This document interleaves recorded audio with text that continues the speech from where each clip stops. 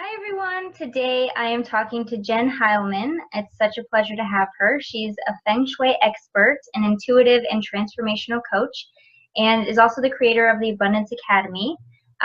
She is also a mamapreneur, so she's going to teach us how to use the amazing, effective power of Feng Shui to create success and attain clarity and inspiration in our businesses. So welcome, Jen. Thank you for being here. Thank you. I'm excited to be here. Thanks for having me. I am so excited to talk about Feng Shui, and I keep saying it wrong. I keep saying Feng Shui or Feng Shui, so forgive me if I mispronounce it. It is Feng Shui. Yep, you've got, Feng Shui, exactly. It's the Chinese language, so that's its Phonetically, heritage. it's a little bit confusing because it's spelled totally different. Exactly. But tell us about, how you got started and what Feng Shui is for people that don't know. Wow. Okay. So how I got started, I have a background in interior design and architectural design. And so I've always had this love of space. And from the time I was a little kid, from rearranging my room 100 times until it felt right, to creating houses out of shoe boxes, and having the furniture just right and all that kind of stuff. I've just always been fascinated by space. And I still am in the world of interior design and really needed something a little bit more in depth. And Feng Shui came to me at a time in my life when I had really gone off track. I'd lost track of myself, really. My son was born with congenital heart disease. And so we almost lost him, and he had many, many surgeries. And it wasn't until he had healed and was on the upswing that, I started to come out of the mommy haze, Yeah. And, everybody that goes through motherhood understands the mommy haze, right? Because you're just in it. And you lose track of yourself, right? Mm-hmm. So you're super focused on everybody else but you. And mine was like times 1,000 because I was focusing on keeping him alive. Yeah, it's definitely understandable that you would be that much more invested in just, oh my gosh, I can't even imagine. Wow. Yeah. So so I needed something. I needed something to bring me back, right? I'd lost track of, what made me happy. And it was right at that moment when I said to the universe, I need something that, Feng Shui came into my life in the form of a book. And it connected so many dots for me. It connected my love of space. It connected why I loved space so much and needed to arrange it all the time and rearrange it. And when my life felt out of sorts, I needed to clear it, all of that kind of stuff. So it really brought in the connection of the space and my spiritual, the path that I had taken in my personal life. So Feng Shui is all about enhancing your space to create ease and flow and freedom in your life. And the words Feng Shui actually mean wind and water in Chinese. Oh, wow. I didn't know that. Yeah. And so if you think about those two words, wind is the unseen and water is the seen. So if you think about water and how it flows, think about a babbling brook. If it's flowing, it's clear and it's clean and it's, providing nutrition and health to everything around it. But if it gets dammed up and blocked, it becomes stagnant. And so it's the same thing with the energy in your home. And the unseen, the wind, is all about all of those energies that we can't see, right? That universal energy that we're all made of, that we all know is there. With wind, you can feel it, but you can't see. You can feel it in your hair, the trees, or, you can see it, but you can't see it. Right. And so it's a combination of those seen and unseen energies and how they affect us. Wow, that is so cool. And it's so funny because when you said blocked up, I immediately thought of an experience I had when we lived in another part of LA. We had a very small space, and we had this big giant couch because we moved it from our other space. And my husband just kept wanting to put it. He's gonna watch this and be like, "Why'd you say that?" He kept wanting to put it like, okay, like right in front of the door, like this way. So when you walk in, you have this big like couch immediately when you walk in. It's a very small space, and I wanted to put it like long ways on the wall when you walk in, so that you can like directly walk in. And it saves space to do it his way, but for some reason for me, I was like, we cannot do that, because it's like immediately you have to stop when you walk in, and it, like how can anything like flow that way? And I still don't profess to know anything about Feng Shui. Can't even say it, but you got it. You did it. But for some reason, energetically, it just felt wrong to me, and this is making so much sense as to why, like, it's always going to go against the wall. Like, we live in a new space now, so we don't have to worry about that, but it totally makes sense. That is so funny. When you said that word, I immediately thought of that. Right. Innately, most of us know that, right? We feel it. Yeah. And so it's just, and for me, discovering Feng Shui was just putting that out there for the first time into words. And it really cleared up so many things for me. So I know that there's a map or some kind of like grid for Feng Shui. Every time it's going to happen. I know there's a grid or a map. Yeah. So tell us a little bit about like how we can map that out. So it's called the Bagua Map. It's another Chinese word. It's Bagua, Bagua Map. And it's basically, what it does is you lay it out over your whole house. And if you have an attached garage, you have to lay it out over the whole thing. And it shows you where the energy centers are in your home that relate to your life. So there's a wealth area, there's a love area, creativity, family, career, knowledge and self-cultivation, spirituality, and fame and reputation. So, and health. Health is in the center.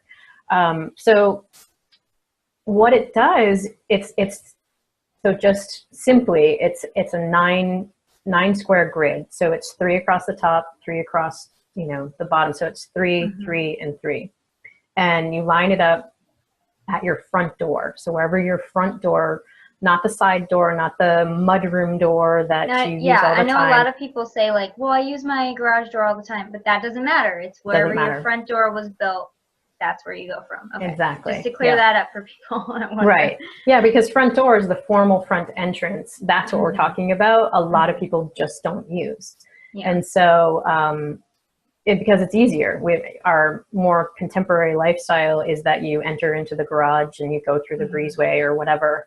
So here in New England in particular, front doors are painted shut, they become rooms, with couches in front of them, in old farmhouses and things like that. So, but you still have to use that, right? You still have to use that. Wow. It's a big no-no to do that. So it's called the mouth of Qi. That's where the main entrance of the energy, that kind of universal energy flow, that refreshing energy, like taking a breath of fresh air for your home, that's where the main entrance is. And so that's how we align the Bagua Map, and that's where we define where all those areas are.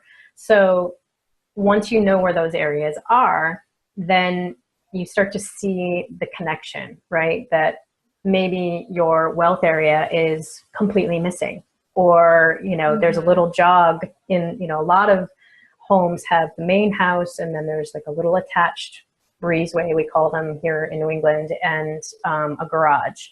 And the breezeway, which is connecting the whole thing, makes things very convenient. But what it does is it gives you a void in your fame area and a void in your career area, which makes it really difficult to stay on your path, and it makes it difficult to find your passion and your purpose.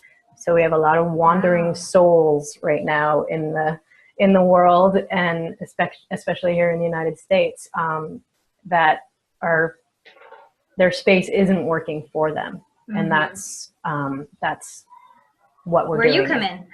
Yeah, that's where I come in. Enter Jen.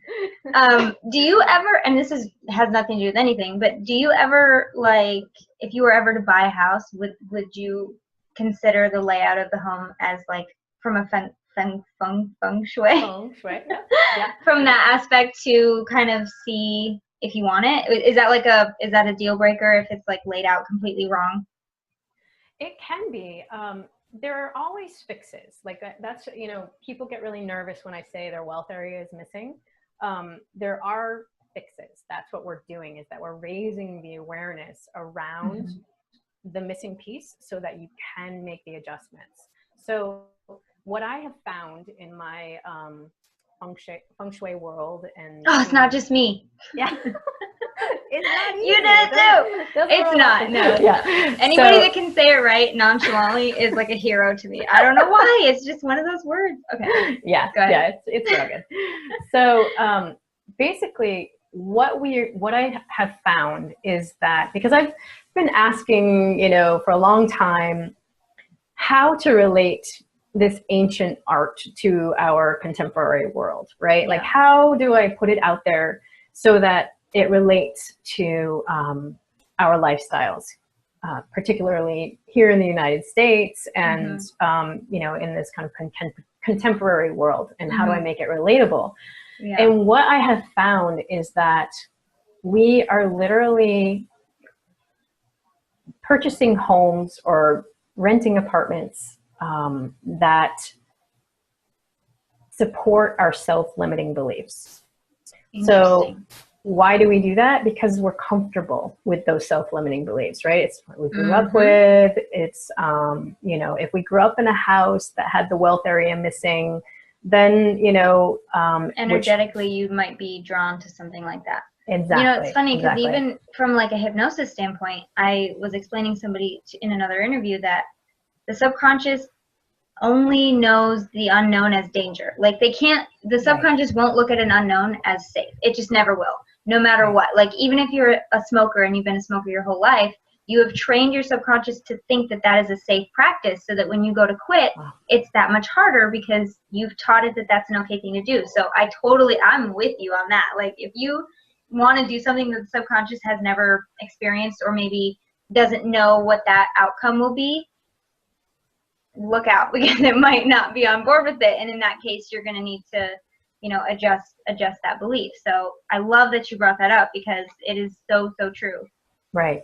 Yeah. It's powerful stuff. Mm-hmm. The fact that we will seek out a home, that supports that. And here's the thing is it gives us an opportunity to see where those self-limiting beliefs are. Mm-hmm. So that's the magic. That's the magical spin that I put on Feng Shui so that people can understand it, is that we can see where our self-limiting beliefs are showing up.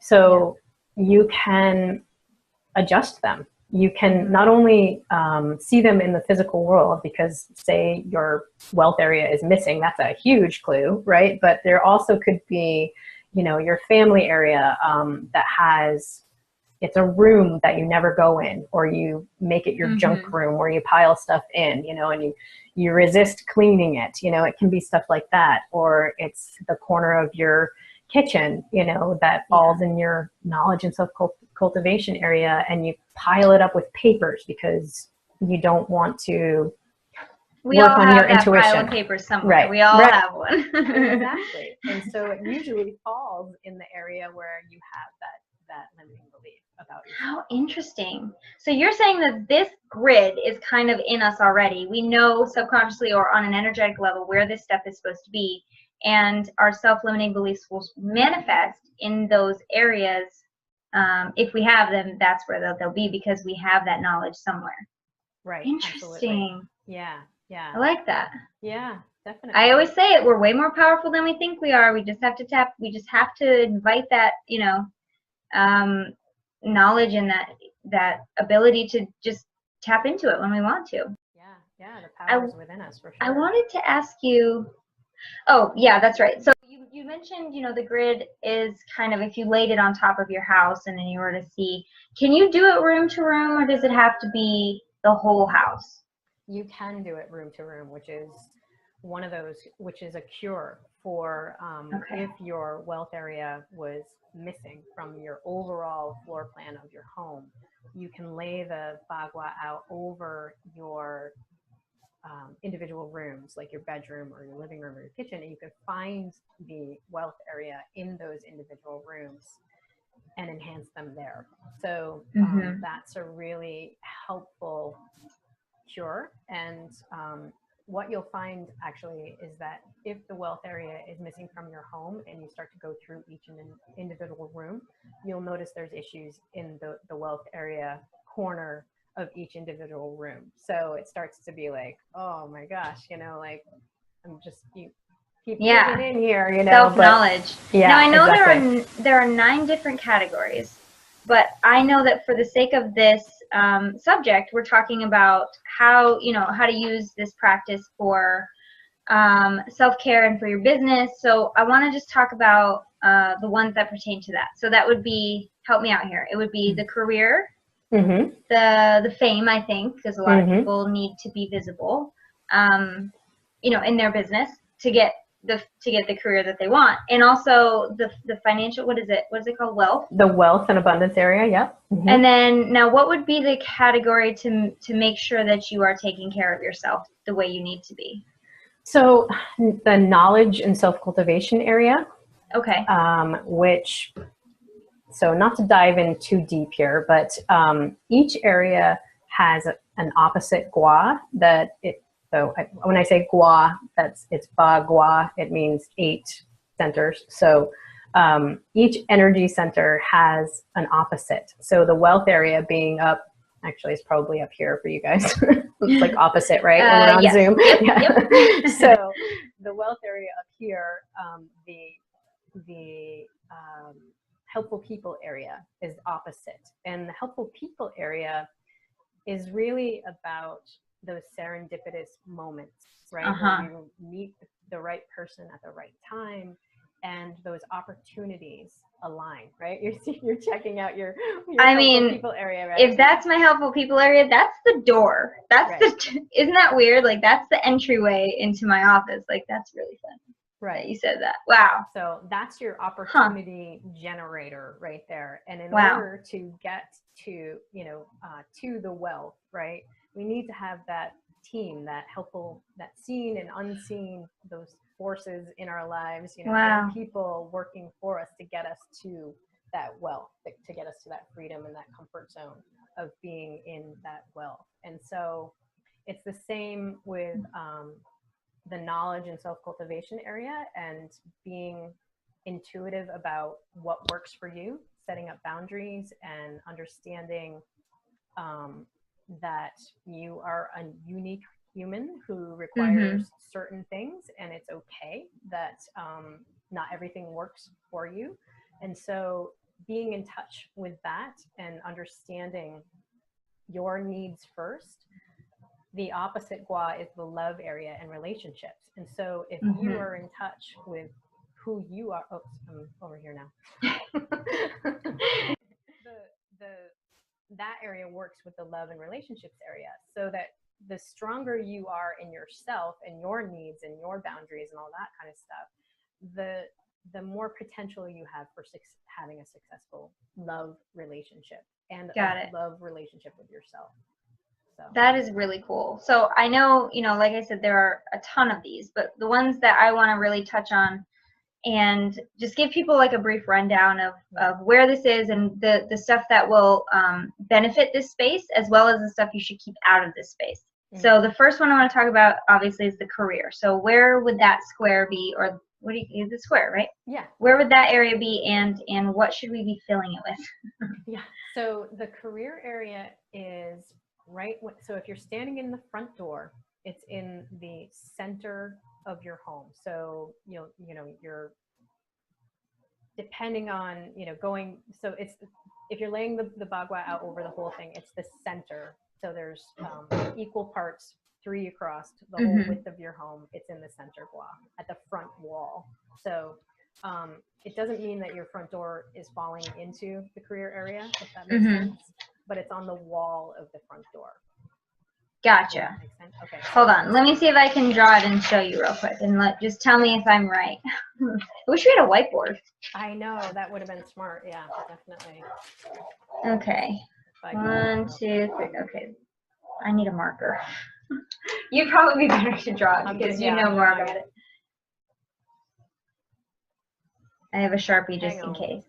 So, I don't know if you can see this. Okay, so say okay, yeah, I can see that. Yeah, this is your main house. Here's your little breezeway, right? And here's your garage. It's kind of the classic, even though it's proportionally not correct. So the career area is going to fall in right here, even though the front door of your house might be over here and the garage is over here with the garage doors, and maybe there's a breezeway door here. Your career area is right in the center. However, proportionally this lays out for your whole home. Unfortunately, the one I've drawn has a big old missing. Yeah, interesting. So, okay, cool. What that means for me psychologically, right? Freudian paper drawing. Exactly. So what should we put here? So that area, this is a 5-element healing modality. So each area has a element that works with it. So water. So we talked about this a little bit briefly, right? Water is the main element in the career area. It also, easy things to put in there, things that represent water are mirrors, glass, like crystal or glass vases, with flowers, with the water. Good. Water bottles, right? I have a fireplace in my career area, which is not a good thing. So I have a lot of water on the mantle. I have like really pretty glasses that I replenish the water with. What about, like, behind you, you have a painting of the sea. Would that qualify as like a water, even though it's just a canvas and there's paint, but there's a picture of water that still counts? Yes, absolutely. It's actually a great representation. Just make sure that it's not stormy, right? We want calm. We want, following our path, meandering through, not like fighting upstream. Yeah. Okay. Yeah. So water, glass, crystal. Okay. And the color black. You can use the color black as well. Interesting. I wouldn't have guessed that color at all. Right? Or a deep, deep dark blue, but black is actually the color for water. Yeah. Okay. So what about the fame area? Where is that? And I can put it on my grid. Yeah. Perfect. So the fame area, like we were talking about the opposites, the fame area is exactly the opposite. Awesome. So right above. Okay. Yep. So the fame area is opposite. So what's the opposite of water? Fire. So that area is all about you igniting, being lit up, right? And being ignited. On fire. There's a reason they say that. She's on fire. She's on fire, right? It's that element of fame where people are noticing you. It also relates to, not to go off on tangents here, but it relates to your crown chakra. And that's where all of that understanding comes through, right? Your downloads. And when you are clearly getting that information, you are putting it back out, hopefully putting it back out into the world, and people are just drawn to you, right? Because you're in that authentic state. You're in that authentic place within yourself. And you're literally magnetizing people because you're magnetic, right? And they're drawn to you. So yeah, she's on fire. She's all lit up. People notice you when you walk in the room. Like that is your fame area. Huh. I'm sure everybody's like analyzing their space now, and please do, because it can only help. yeah, exactly. So that's cool. All about integrity, your reputation, what you want to be known for in the world. So what about money? Where's the wealth? Where is the wealth area? Where's the money? Show me the money. It's in the, so back to our little drawing. So fame area, right? I think I might do this opposite because I'm Zoom, and it's for for me, it's the back left corner. Am I showing that right? I think we went. Yes. Yep. Okay. Back left corner. Left. Yep. So that is, I use color because it's the simplest thing to get started with Feng Shui. Color is a vibration. And real quick, what's the color of fame again? Did you say fame is red? Red. Okay. So fire. And black red. is career. Okay. Black So what color is money? I'm gonna guess probably green. Yeah, green because it's our currency, right? But red is a power color that you can use in that area. The color that actually resonates with that area is purple.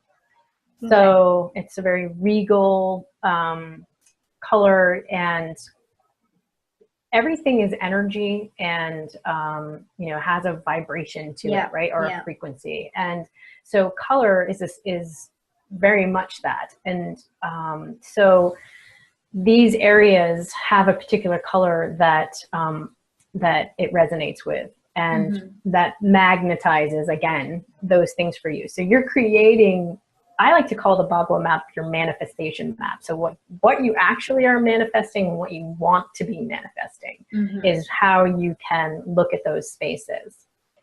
So if you're looking at it and you're like, oh, this is what I'm, very clearly manifesting out in the world. Right, exactly. And how you can change it with your space, right? So purple is the color.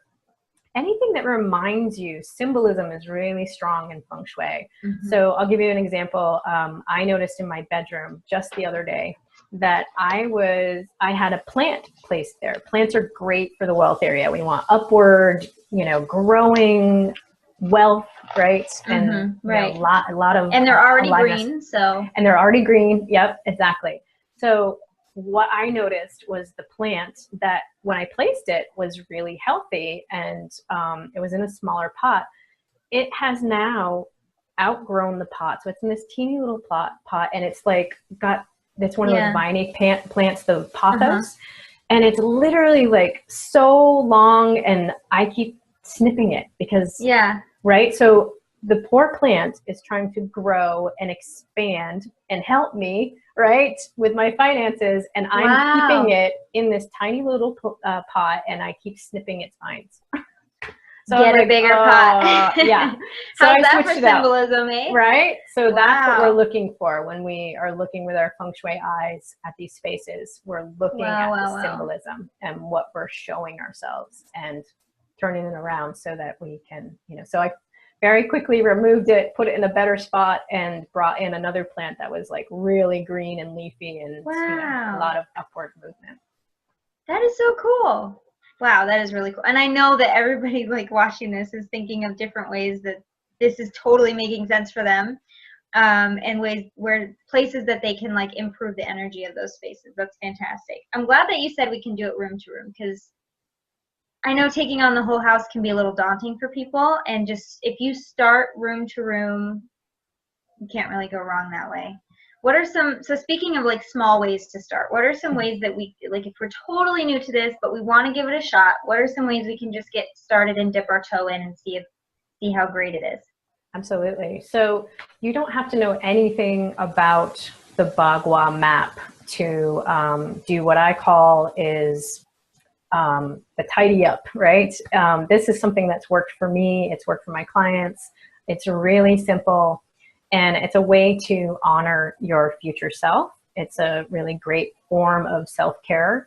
Okay, real quick, I have to say this. Before we press record, you did talk to me about this, and it blew me away because it's so simple. But the way that you said it completely changed my life forever. Like, I'm going to go make my bed now. I told her that I'm terrible at making my bed.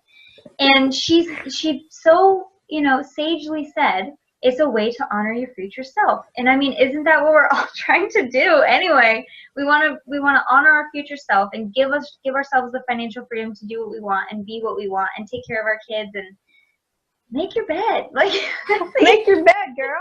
It's the easiest thing to do, but it's just one of those things. You wake up, you're tired, you don't think about it.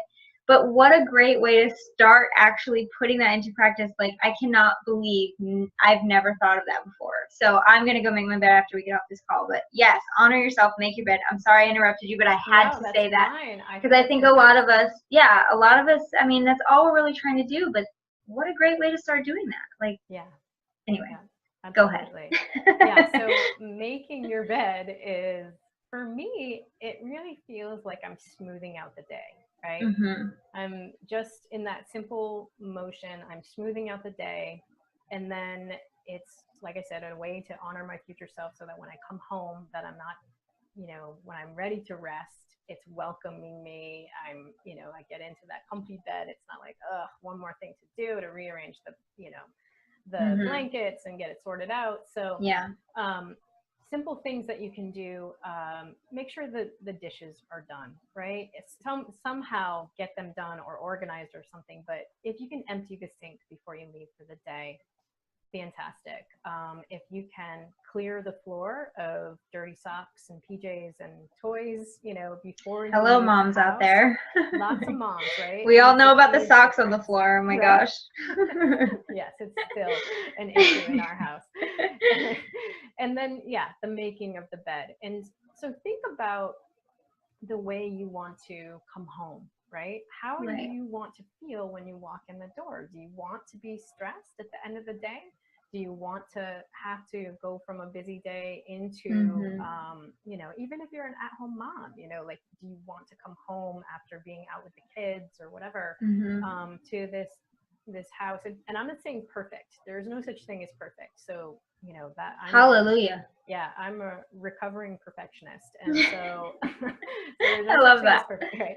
So it's just about making it a little more tidy so that when you walk in, the slate is cleared, your mind is cleared. Because if your space is cluttered and there's things that you're tripping over when you're walking in with the bags and the groceries and stuff, and you can't put anything on the countertop, like, it just adds to the stress. And when you're bringing that stress into your space, that stress is holding, your space is holding that stress. So the more we can do to reduce our stress in our space, the more that we are honoring ourselves and reducing our stress level. And, for me, if I get stressed out and I start to spin out, I go clear something. I clear the countertop, I clear my desk, I make my bed, I pick up the dirty socks, whatever it is, it makes me feel like I'm clearing out, that energy. And that's what they always say, like, there's a reason we feel so much better after something gets tidied or something gets clear. Like, if you have a messy counter and you clean it and it's clear, like, something happens energetically. And I think it just goes back to what you said, like, somewhere in our biology or in our spirit or whatever, we know that there's something to it. We know there's something to this. Our energetic selves are just like urging us, like, just trust me, just clear it off and see what happens. There's a reason that it works. I mean, that's fantastic. Well, especially in our businesses, right? Yeah. The clearing the desk is a huge metaphor for creating space for opportunities, right? So if the money's not flowing in, if the clients aren't coming in, simply clear your space. And sidebar, you can lay the Bagua out over your desk as well. So you can have a wealth corner, you can have a payment area on your desk. So even if you don't have a home, if you have a desk, you can utilize this practice to help you out. So there's really no excuse not to do it, because so clearing that out, you're literally opening up space for that new thing to come in. If your desk is stacked, up to your eyeballs with papers and books and whatever, then you're not able to welcome those new things. Yeah, it's an energetic block. Wow, that is fascinating. So I know we only covered a few of the squares, but tell us about your free gift, because this will fix all those like blanks that you have about what Feng Shui and how it can help you. Right. So I have a guidebook. It's an ebook, and it's called Find Your Shui. A few years ago, one of my clients was like, "Shui me," and it just stuck. So everything is Shui now. I like that. Shui. Yeah. So we get our Shui on, and so the book takes you through. It's basically like Feng Shui 101, right? It takes you through the basics. It takes you through the tidy up that we talked about. It takes you through the Bagua Map and all of the different things that are associated with each area. So you don't have to like be scribbling notes because it's in the freebie. So it's pretty in depth. It's almost 80 pages. So there's a lot of information in there. And wow. Yeah, it's definitely an ebook. So, but it's easy to navigate and to understand. There's several examples about how to draw the Bagua Map. So it's definitely like a beginner's guide. Yes, good. Absolutely. Yep. And it takes you through my philosophies and examples and all that kind of good stuff. Fantastic. Well, I'm getting it because I need to, number one, learn how to say it, and I know that there is actually a breakdown on how to say it in the workbook. I'm just gonna stare at myself in the mirror and just keep saying it because I gotta get this down. I'm a perfectionist as well. So yeah, I think this is great. I think everybody can definitely benefit from this knowledge and just try it. Like, just give it a shot and see how you feel. I mean, you can't go wrong really if you just give it a shot, and just it can only help you. And thank you so much for taking the time to talk to us. I'm so glad that you were able to take some time out of your schedule. I am so fascinated by this subject, and I think it's just awesome. I'm going to definitely put it into practice and find where I can like make it better. Right. Absolutely. Right. Yeah. Yeah. It's amazing once you start to look around what, the ahas that happen. Right? Oh my gosh. I had such a big one when we talked before when you were talking about Fame area. Fame. Yeah. Yep. It's fire, and I had water bottles in there, and I was blown away by the fact that I chose to put, like, there's no better spot in this office for water bottles, and it happens to be right there. So I've moved them. They're moved into awesome. The place where they need to be, where the water needs to be. So yeah, so no more dimming your light, right? No more dimming my light. Yes, let's do it. And hopefully everybody watching can take something away from this and just get started, even if it's just making your bed. Yep, absolutely. Awesome. That's where it starts. Thank you so much. Thank you. It's been a pleasure. Thanks to everybody watching. Okay, bye. Bye.